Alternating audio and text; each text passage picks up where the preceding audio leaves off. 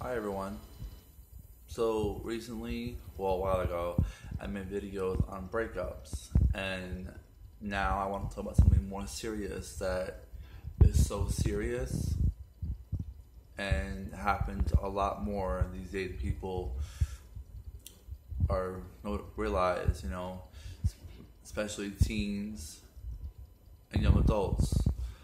I'm gonna talk about suicidal attempts, suicidal thoughts, and what makes us want to commit suicide, and all the, everything that's included, like how we feel and how it happened and all that. Okay, so where do we begin? Now, I understand from personal experience, I have tried to commit suicide, and no, I didn't succeed because I went to the hospital, and you know how that works. But what makes someone come out of what makes someone to think about it and actually try to do it is that sometimes we get so depressed.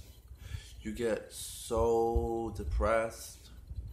You you feel so hurt that you don't want to feel anymore, and you think the only way to stop the pain and stop the suffering and the miserable in your life is to end it. And you feel like there's no one there. You feel like no one cares.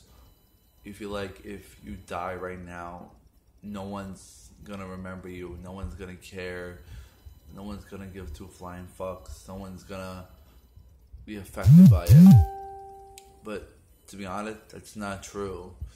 For me personally, I have my own issues with my family, and it's like I always feel like my family won't care, and they probably wouldn't.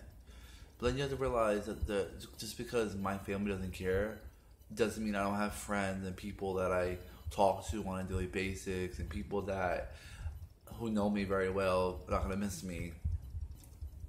It's when you have these thoughts, when you have all these emotions going through you, just remember that just because somebody doesn't just that one that sorry just because that one particular person doesn't care about you, it doesn't mean nobody does.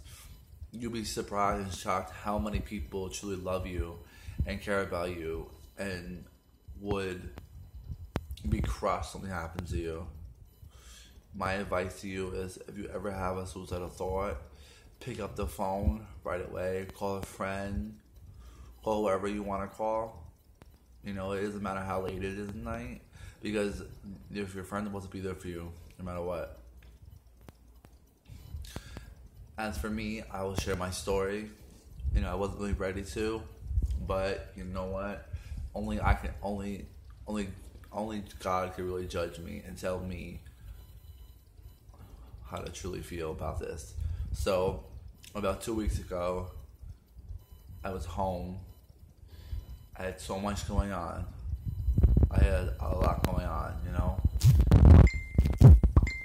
And my ex-boyfriend, he left me in January.